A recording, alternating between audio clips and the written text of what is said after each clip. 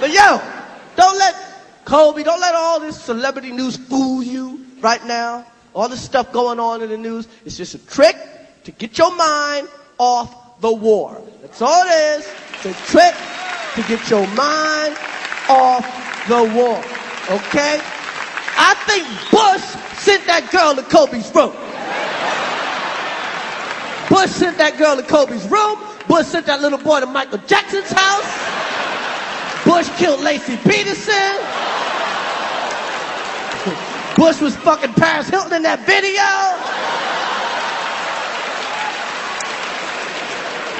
All to get your mind off the war. Because Bush lied to me. They all lied to me. They're like, we got to go to Iraq because they're the most dangerous country on earth. They're the most dangerous regime in the world. If they so dangerous, how come it only took 2 weeks to take over the whole fucking country?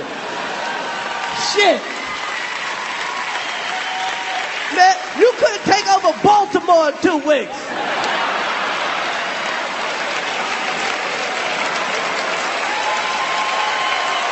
A very important CBS News investigation. A 5-month state-by-state survey by our investigative team has uncovered a troubling and tragic epidemic among our military veterans.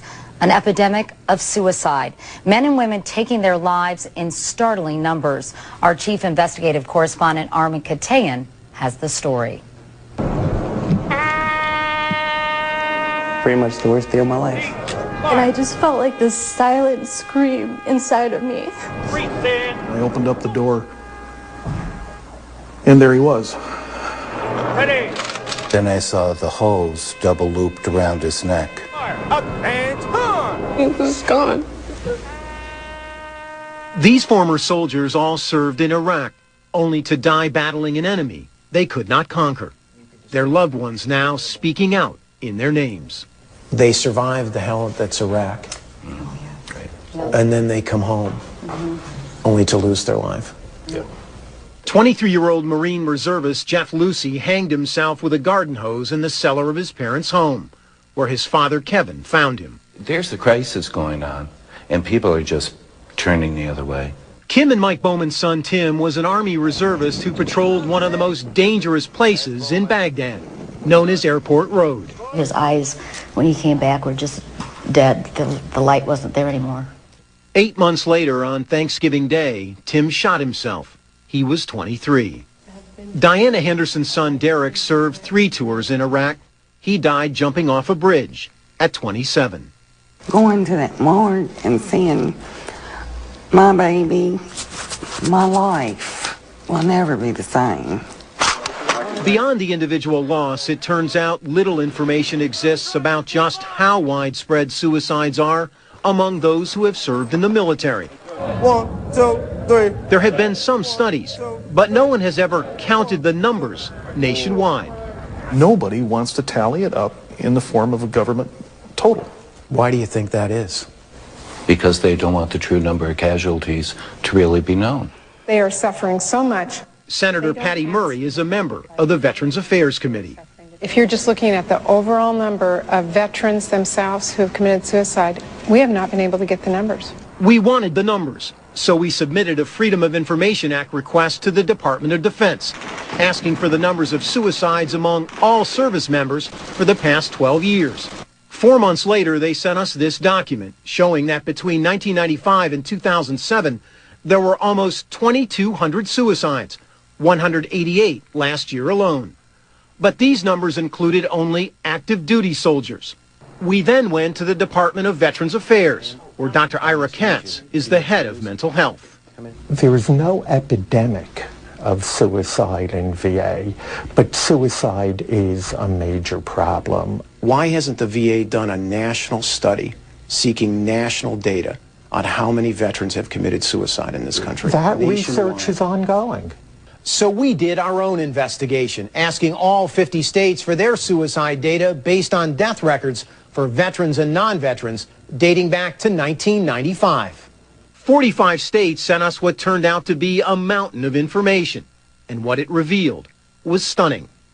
In 2005, for example, in just those 45 states, there were at least 6,256 suicides among those who served in the armed forces. That's 120 each and every week in just 1 year. So we can see again the pattern of higher rates among the veterans than the non-veterans. Dr. Steve Rathbun is the acting head of the Biostatistics Department at the University of Georgia. We asked him to run a detailed analysis of the numbers that we obtained from state authorities for 2004 and 2005. We found that veterans were more than twice as likely to commit suicide in 2005 than non-vets. One group stood out, veterans 20 to 24, those who have served during the War on Terror. They had the highest suicide rate among all veterans, estimated between 2 and 4 times higher than civilians the same age, at rates from 23 to 32 per 100,000 people, versus just 8 for non-vets. Wow, those are devastating. Paul Sullivan, a former VA analyst, is now an advocate for veterans' rights. Those numbers clearly show an epidemic of mental health problems. We're determined to decrease veteran suicides. 6,256 in 2005, 120 a week. Is that a problem, Dr. Katz? You bet it's a problem. Is it an epidemic, Dr. Katz?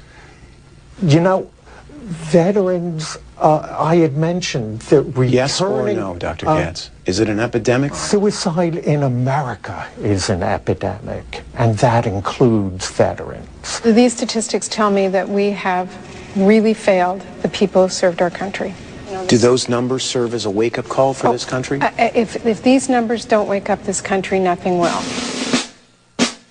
We each have a responsibility to make sure that the men and women who serve us aren't lost when they come home. Armin, this is so disturbing. So why, bottom line, hasn't the VA done more to track these numbers and help these veterans, especially those young ones? Well, Katie, our sense from all the reporting we've done nationwide, they just don't want to look, because if they found what we found, they would have to deal with it, and they just don't want to deal with it. Tomorrow night, we'll take a really hard look at the VA, Katie. All right. Armin Gatayan. Armin, thank you so much. For much more on this story, the warning signs for suicide, and where people at risk can find help, you can go to cbsnews.com and click on CBS Evening News. Now, the financial costs of war. Congressional Democrats released a report today that says when you factor in such things as treating wounded veterans and interest payments, the wars in Iraq and Afghanistan have already cost the U.S. economy $1.6 trillion. And the report says that by 2017, it could grow to $3.5 trillion.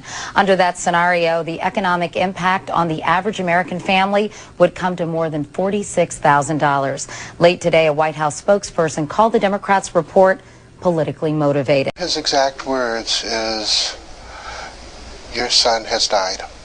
Staff Sergeant Justin Reyes spent a violent year serving in Iraq. Gene Willis and Carlos Reyes are his parents. The war didn't end for him when he came home. Medical records show Justin suffered severe psychological trauma after witnessing multiple dead and having to sort through badly mutilated bodies. Earlier this year, 1 month after separating from the Army, Justin hanged himself with a cord in his apartment at just 26. I think he was being tormented and tortured by his experiences. I'm Armin. Nice to meet you. Gene Willis and members of 4 other families recently sat down to talk about losing loved ones, all veterans of Iraq, to suicide. Is there any sense that they were having problems at all? I said, "What's the matter, Tim?" I said, "Don't you want to come home?" And he said, "I'm not sure." He said, "Everything's changed." He said, "I'm not the same person anymore." Mia Sagahan's boyfriend, Walter, shot himself at age 27, about a year and a half after he came back from Iraq. I just didn't realize that I didn't think he was thinking about killing himself. Otherwise, I would have taken him wherever he needed to go. You know, I think that's what the families are left with, the guilt of what we could have done and what we should have done. Guilt and anger. No one had ever counted just how many suicides there are nationwide among those who have served in the military until now. A 5-month CBS News investigation based upon a detailed analysis of data obtained from death records in 2004 and 5, found this. Overall, veterans were more than twice as likely to commit suicide in 2005 as non-vets. Part of a set of numbers that stunned everyone from Senator Patty Murray. That's a lot of young men and women who've gone to fight for us, who've come home and found themselves that lost. To veteran rights advocate Paul Sullivan. And this is pulling the fire alarm to say our veterans need help now. Joining me now, Armin Katayan. Armin, this report out by the Department of Veteran Affairs says that approximately this year, 5,000 veterans will commit suicide, largely because of mental health issues. Yeah. This sounds shockingly high. That's like 100 a